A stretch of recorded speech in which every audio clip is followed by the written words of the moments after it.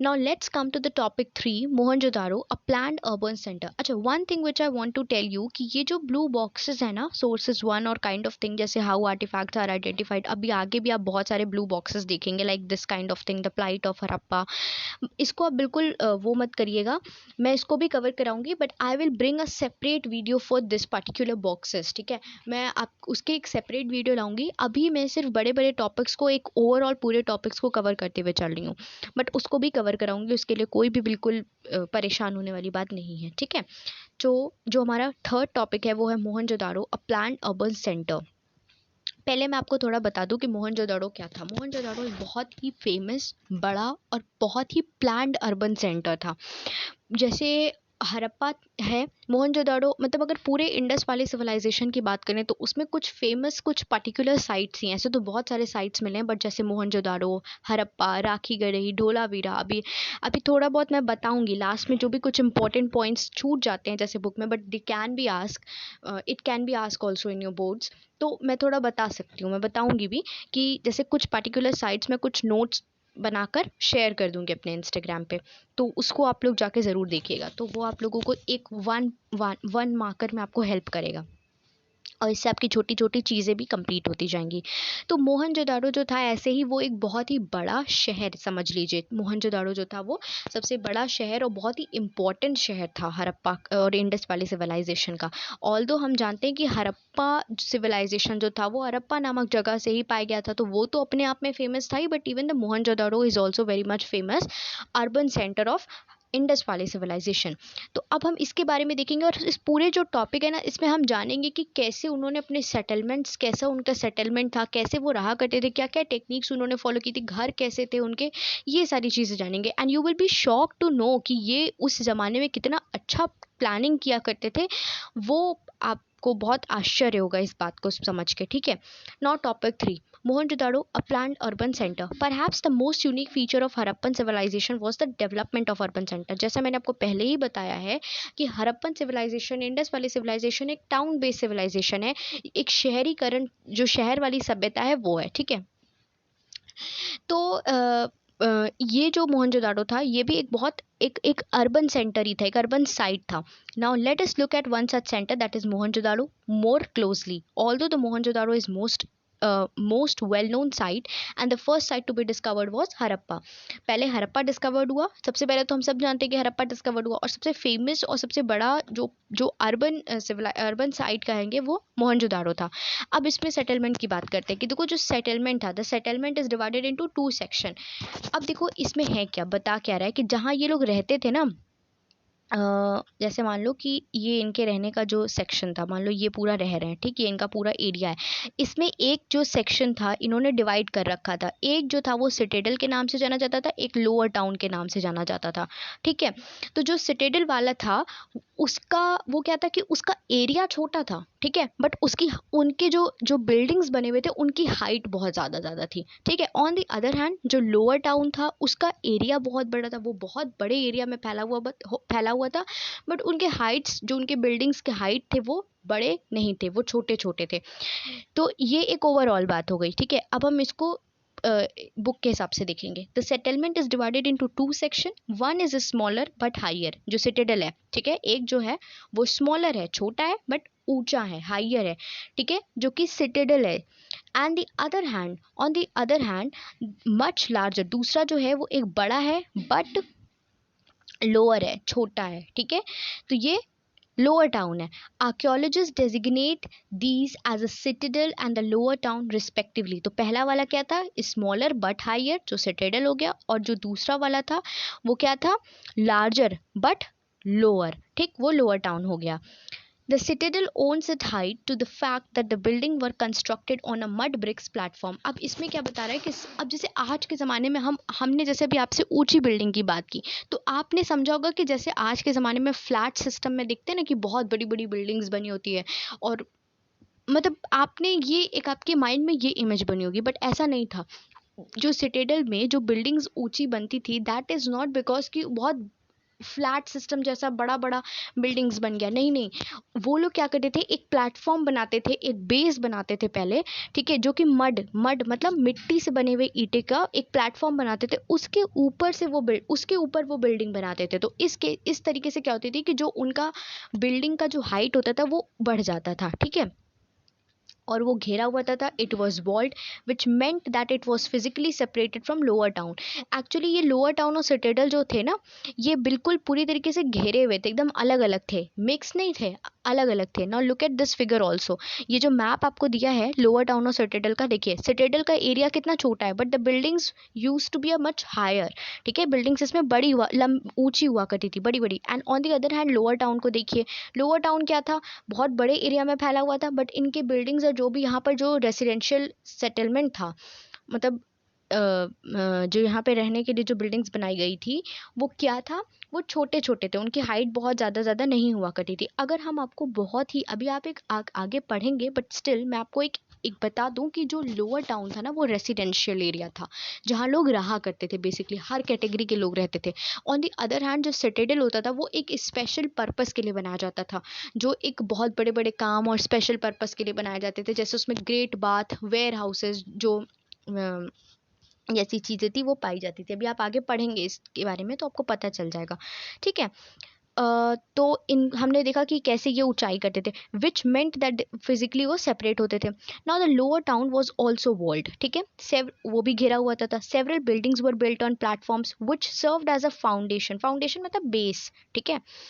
It has been calculated that if, अब देखिए सोचिए, ये जो है ना, ये लाइन, ये पूरी लाइन जो है वो बताता है कि कितने बड़े एरिया में जो हड़प्पा था, वो पूरी सॉरी मोहनजोदड़ो का जो रेसिडेंशियल एरिया लोअर टाउन था, वो कितने बड़े एरिया में फैला हुआ था। देखिए क्या बताता है कि इट हैज़ बीन कैलकुलेटेड, ऐसा बताया गया, ऐसा कैलकुलेट किया गया है, जोड़ा गया है कि that if one labourer moved रफली अ 1 cubic meter of earth daily just to put the foundation in the place, it would have required 4 million person days, in other words mobilizing labor on a very large scale। कहने का मतलब ये है कि इतना बड़ा area था कि अगर कोई एक लेबर, कोई एक श्रम एक दिन में, कोई एक एक बार एक मिट्टी उठाता है, 1 cubic meter में, अर्थ मतलब 1 cubic meter, एक एक पैमाना दिया हुआ है, 1 cubic meter अगर कोई मिट्टी, अर्थ मतलब यहाँ मिट्टी है, वो उठाता है, just to put the foundation मतलब सिर्फ फाउंडेशन यानी बेस बनाने के लिए। तो ऐसा अगर इतना बड़ा फाउंडेशन होता था, इतना बड़ा बेस होता था कि अगर कोई एक आदमी अगर 1 cubic meter मिट्टी भी उठा रहा है, तो उतने बड़े फाउंडेशन, उतने बड़े बेस को बनाने के लिए कम से कम 4 million person days, मतलब इतने ज़्यादा अमाउंट में जो श्रम है, इतने ज़्यादा अमाउंट में लेबर जो है वो रिक्वायर्ड होगा। सोचो कितना बड़ा एरिया होता होगा, तभी तो, ठीक है। कहने का मतलब है कि ये बहुत इंपॉर्टेंट लाइन नहीं थी, but it just want to show you कि कितने बड़े एरिया में जो लोअर टाउन था वो फैला हुआ था। ये भी बहुत इंपॉर्टेंट पैराग्राफ नहीं है, but let me just read it for you, but इसमें कुछ ऐसा है नहीं जो आप नोट करें, and even to write down in your examination also. इस पूरे बेसिकली ये जो टॉपिक आप पढ़ रहे हैं ना, इसमें बेसिकली पूछेगा कि what is the difference between the lower town and Citadel. ये बहुत इंपॉर्टेंट है, ये पूछता भी है एक्चुअली, कि मतलब हाईलाइट कर दो, डिफ्रेंशिएट करो कि क्या क्या डिफरेंस था सिटाडेल और लोअर टाउन में। जो अभी आप देखेंगे और इसको नोट करते जाइएगा, डिफरेंस पूछता है, ठीक है। और बस इसमें यही है कि कंसीडर, अच्छा चलो पहले इसको मैं पढ़ देती हूँ। Once the platform were in the place, जितनी भी मतलब प्लेटफॉर्म अगर बन जाती थी, तो जितनी भी बिल्डिंग एक्टिविटीज़ होती थी वो एक पर्टिकुलर रिस्ट्रिक्टेड एरिया में ही होती थी। So it seems that the settlement was first plan and then implemented accordingly. तो पहले ये लोग सेटलमेंट पहले करते थे कि कहाँ पर इनको रहना है, फिर उसके बाद जो सारी चीज़ें प्लानिंग करते थे वो उसके हिसाब से करते थे। अदर साइन ऑफ प्लानिंग, अब ये प्लानिंग जैसे करते थे तो क्या इंक्लूड करते थे, जैसे किस तरीके की ईंटें होंगे, bricks, which whether the sun dried और बेक्ड, मतलब कुछ ईंटों को ये लोग धूप में सुखाते थे और कुछ को बेक्ड कर देते थे। Were of the standardize ratio, इनके ईंटें भी बहुत ही अच्छे तरीके से नापे तौले हुए होते थे। वे the length and breadth were the 4 times and the twice of the heights respectively. सोचो कितना ज़्यादा उन्होंने दिमाग लगा के सारी चीज़ें बनाई थी, ठीक है। Such bricks were used at all Harappan settlements, ठीक है। इसमें बहुत कुछ इंपॉर्टेंट नहीं दिया था। नाउ टॉपिक 3.1 में आते हैं ना, ड्रेनेज सिस्टम। अगर आप हड़प्पा का ड्रेनेज सिस्टम देखोगे ना, यू विल बी शॉक्ड। इतने अच्छे और इतने सिस्टमैटिक तरीके से इन्होंने अपना ड्रेनेज सिस्टम बनाया था कि आप कहेंगे कि इस उस ज़माने में भी इतना कोई इंजीनियर जैसा काम, मतलब ऐसा समझो, बहुत ही वेल डेवलप बड़े बड़े इंजीनियर जिस तरह से ड्रेन्स वगैरह निकालते हैं, जो मतलब करते हैं वो। अभी हम देखें तो बहुत जगह का ड्रेनेज सिस्टम अच्छा नहीं होता है, बहुत से शहर का ड्रेनेज सिस्टम नहीं होता है, थोड़ा सा फ्लड आ जाएगा, बहुत ज़्यादा पानी भर जाएगा, पूरा ड्रेनेज सिस्टम खराब हो जाता है। मतलब स्टिल इतने अच्छे तरीके से आज भी वेल डेवलप ड्रेनेज सिस्टम नहीं है जितना हड़प्पन साइट्स में होता था। तो ड्रेनेज सिस्टम बहुत अच्छा होता था हड़प्पन साइट्स का, हड़प्पन सेटलमेंट्स का। One of the most distinctive feature of Harappan sites was carefully plan drainage system. बहुत अच्छे तरीके से वो प्लान करते थे। If you look at the plan of the lower town का अगर प्लान देखेंगे जो ऊपर मैप में दिया है, ये वाला मैप की बात कर रहे हैं ये, ठीक है, lower town, you will notice that the roads and streets were laid out along an approximately grid pattern intersecting at a right angles. अब ये बोल क्या रहा है कि जब अगर हम लोअर टाउन का सिस्टम देखेंगे ना, कि लोअर टाउन किस तरीके से में उनका ग्रिड पैटर्न पे था। ग्रिड पैटर्न मतलब समझ रहे हो, देखो ग्रिड पैटर्न मतलब समझ लो कि ये है, ठीक है, ये पूरा मान लो बसा हुआ है, ये एक अलग अलग शहर बसा है, बसा है, बसा है, बसा है, ठीक है, मतलब ये एक साइड बसा हुआ है। और इनकी जो नालियाँ निकल रही थी, हर घर का जो एक नाली जो होता था वो स्ट्रीट ड्रेन से कनेक्टेड होता था। मतलब एक शहर वाली जो नाली होती थी उससे कनेक्टेड था, हर घर का जो कनेक्शन होता था वो इसमें होता था। और ये जो पानी था वो ऐसे ऐसे फ्लो कर रहा होता था, ये ठीक, ये तो ये क्या हो रहा है, ये 90 डिग्री बन रहा है ना, ये बोलने का है कि इतना मतलब सोचो, हर घर का एक जो नाली है, नाली में बहुत वैसा मतलब यू वर्ड यूज़ कर रही हूँ, बट बहुत आपको आसानी से इससे समझ में आएगा, इस वजह से मैं बता रही हूँ आपको, ठीक है। तो इस तरीके से वो यूज़ किया करते थे। और इनका ग्रिड पैटर्न, मतलब ये जो ग्रिड पैटर्न, मतलब ये 90 डिग्री पे आके इंटरसेक्ट कर रहा है, वही ग्रिड पैटर्न है, ठीक है, intersect at right angle. It seems that the streets with the drain were laid out first and then the houses were built along. बोलने का मतलब ये कि पहले ये लोग ड्रेन बनाते थे और उसके साइड साइड में ये लोग घर बनाते चलते थे जिससे उनको आसानी होती थी। तो मतलब पहले ये लोग ड्रेन बनाते थे, पहले ये लोग सीवेज अच्छे तरीके से चेक करते थे, उसका पैटर्न बनाते थे, फिर उसके बाद वो अपना घर बनाना शुरू करते थे, ठीक है। If domestic waste water had to flow into the street drains, every house needed to have at least one wall along with the street. मतलब हर घर का एक दीवार या एक जो सीवेज होता था, जो वेस्ट वाटर फ्लो करने का होता था, वो एक स्ट्रीट ड्रेन में कनेक्टेड होता था कि मतलब किसी का भी घर का जो वेस्ट का पानी है या काइंड ऑफ थिंग जो है वो इधर उधर ना बहे, वो सीधे एक स्ट्रीट ड्रेन में कनेक्टेड होता था। मतलब जो सड़क वाले जो ड्रेन होती थी उससे कनेक्टेड होता था, और इमीडिएटली लोगों का जो वेस्ट वाटर था, जो घर का जो भी वेस्ट होता था, वो इमीडिएटली उसमें पूरी तरीके से चला जाता था और बहुत आसानी से हो जाता था, ठीक है। अब हम इसमें डोमेस्टिक आर्किटेक्चर की बात करेंगे टॉपिक 3.2 में, ठीक है। टॉपिक 3.2 में बेसिकली बता रहा है कि जो लोअर टाउन में जो घर मिलते थे वो कैसे होते थे। इसमें हम देखेंगे कि जो घर होते थे ना, ये बहुत ही इवन द 2 स्टोरी बिल्डिंग्स होते थे। कभी कभी कहीं कहीं कुछ कुछ बिल्डिंग्स में जो सीढ़ियों के अवशेष मिलते हैं जो हमको सेकंड स्टोरी बिल्डिंग पे ले जाते हैं, मतलब दूसरे फ्लोर पे लेके जाते हैं। तो कैसे कैसे होते थे, और देखो अभी हम इसमें पता चलेगा कि जो लोअर टाउन में जो घर बने हुए होते थे वो कितना ज़्यादा इतने सिस्टमैटिक ढंग से बने हुए थे कि प्राइवेसी का भी बिल्कुल ध्यान रखा जाता था। घर में एकदम मतलब क्या हो रहा है क्या नहीं हो रहा है, एकदम प्राइवेसी का ध्यान रखा जाता था। आज के घरों में तो ऐसे प्राइवेसी का ध्यान नहीं रखा है, पुराने घरों में हम ये सारे सिस्टम देखते थे, अब तो हमें बहुत मुश्किल होता है देखने को। Now let's come to the topic 3.2, that is domestic architecture. The lower town at Mohenjodaro provides example of the residential building. जैसा मैंने बोला कि रेसिडेंशियल एरिया था, वहाँ लोग रहते थे, तो वहाँ रेसिडेंशियल बिल्डिंग मिलती थी, ठीक है। Many were centred on a courtyard. Courtyard मतलब आंगन होती है। I don't know whether you are knowing what is a courtyard और आंगन के, क्योंकि बहुत तो अब बहुत सारे ऐसे घर होते हैं जो वहाँ पे देखने को नहीं मिलते हैं। बहुत पुराने पुराने घर आप देखते होंगे ना कि एक सेंटर जैसा बना होता था, आंगन बनते थे। तो जैसे ये एक समझ जाइए, ये एक आंगन है और इसके चारों ओर ये ऐसे ऐसे कमरे बने होते थे, ठीक है।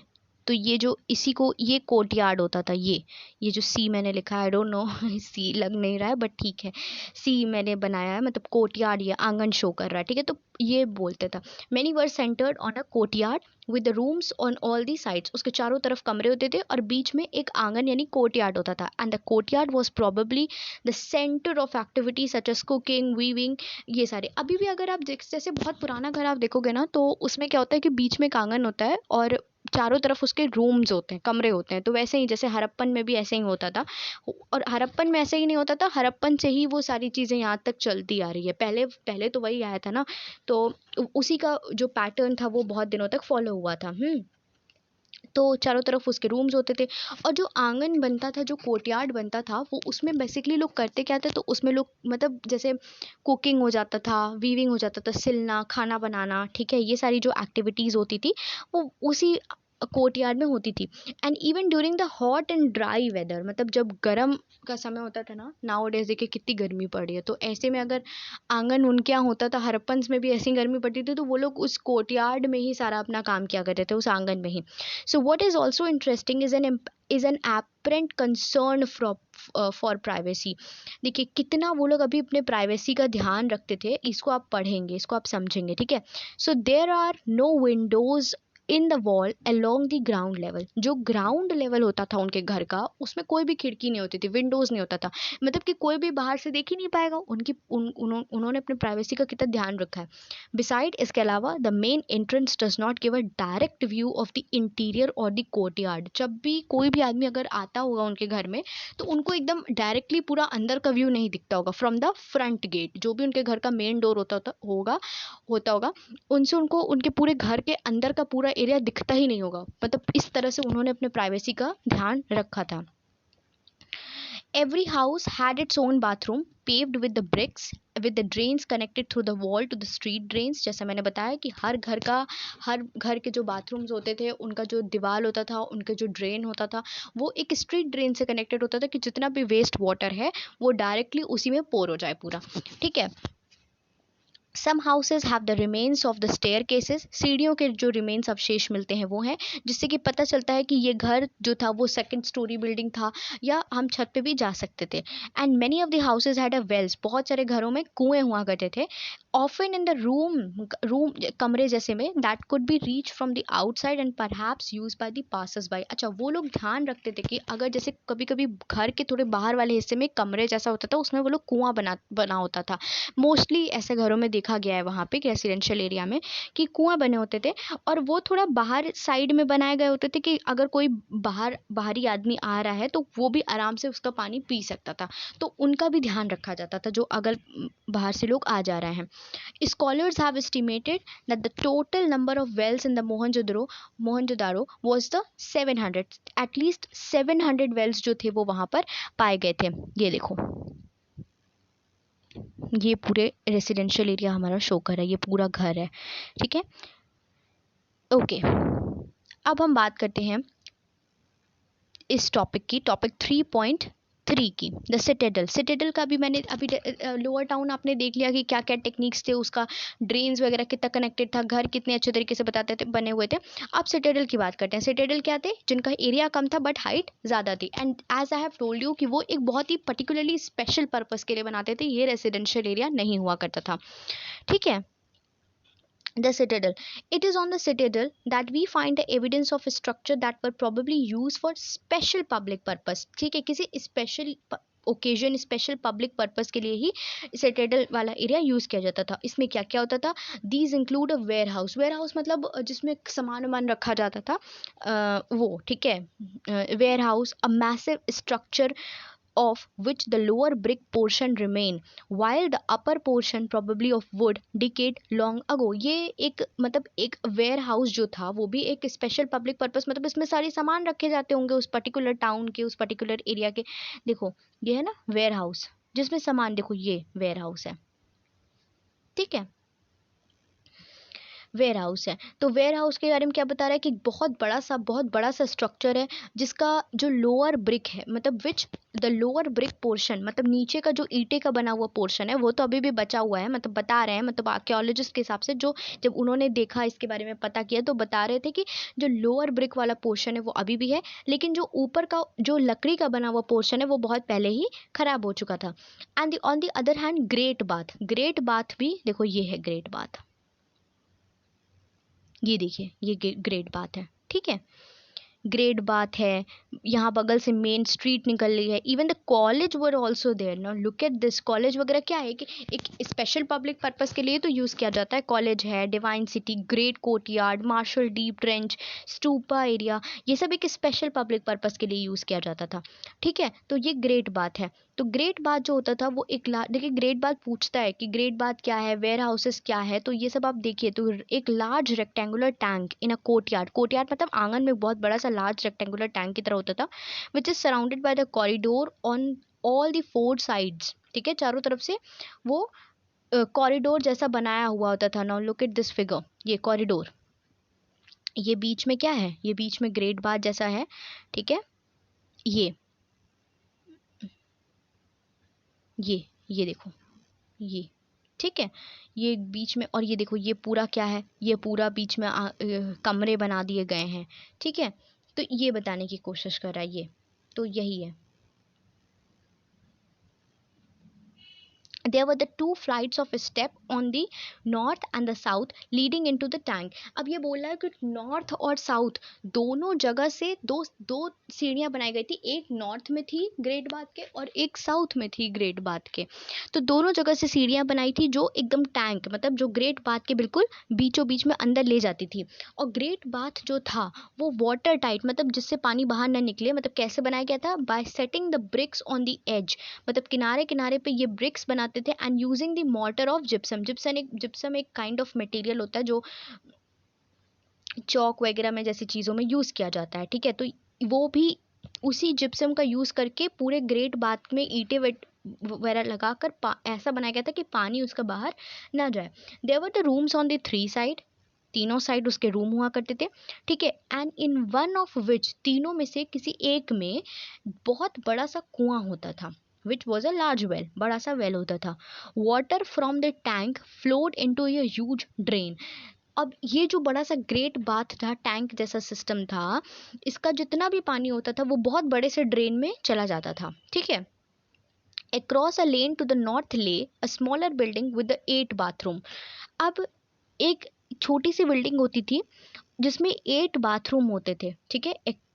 या across a lane to the north lay, मतलब जो नॉर्थ वाला जो एरिया था उसी के बगल में जो एक लेन जा रही थी उसमें एक छोटा सा एरिया, छोटा सा बिल्डिंग बनाया गया था जिसमें 8 बाथरूम्स थे, 4 on each side of corridor, मतलब कॉरिडोर के दोनों साइड चार चार बाथरूम्स हुआ करते थे, with the drains from each bathroom connecting to the drain that run along the corridor. कहने का मतलब है कि जो जितने भी 8 पूरे टोटल बाथरूम्स होते थे उनका जो ड्रेन होता था वो स्ट्रीट ड्रेन्स में जो जो लेन वाला जो स्ट्रीट ड्रेन था उससे कनेक्टेड होता था, कि ताकि सारा पानी उसी में उस बाथरूम से निकल के सीधे स्ट्रीट ड्रेन में कनेक्ट हो जाता था और पूरा पानी उसी में फ्लो होता था। नाउ ठीक है, देखो कितना एक सिस्टमैटिक ढंग से इन्होंने बनाया है, ठीक है। The uniqueness of the structure as well as the context in which it was found, the citadel with the several distinctive buildings, had led a scholar to suggest that it was meant for some kind of a special ritual bath. अब इतना बड़ा area बनाया गया है great bath जैसा, rectangular tank इतना बड़ा, तो और इतना यूनिक फीचर है इसका, तो ये स्कॉलर्स को ऐसा लगता है, जो आर्कियोलॉजिस्ट हैं, जो स्कॉलर्स हैं, उनको ऐसा लगता है कि ये एक स्पेशल पब्लिक पर्पस के लिए ही बनाया गया होगा। इतना यूनिक सिस्टम जो बनाया गया है उसी के बारे में बात कर रहे हैं, ठीक है। तो this is all about the topic 3.3 the Citadel. और सिटाडेल और लोअर टाउन रेसिडेंशियल एरिया कैसे उनका सेटलमेंट था मोहनजोदड़ो के बारे में हम लोगों ने देख लिया। जो हमारा नेक्स्ट टॉपिक मैं लाऊंगी, वो नेक्स्ट वीडियो हमारी जो होगी वो ट्रैकिंग सोशल डिफरेंसेस था, कि देखेंगे कि मोहनजोदड़ो में कोई सोशल डिफरेंसेस उस समय कोई प्रिवेल था कि नहीं, भेदभाव जैसी चीज़ें वहाँ पर होती थी कि नहीं होती थी, वो चीज़ हम देखेंगे। Now this is about your topic 3 that is Mohenjodaro a planned urban centre, जिसमें हम लोगों ने देखा कि उनके रहने सहने क्या सेटलमेंट था, घर कैसा बनाते थे, क्या उनका ड्रेन कैसे था, ये ठीक है. So this is about your this video. Thank you very much for watching.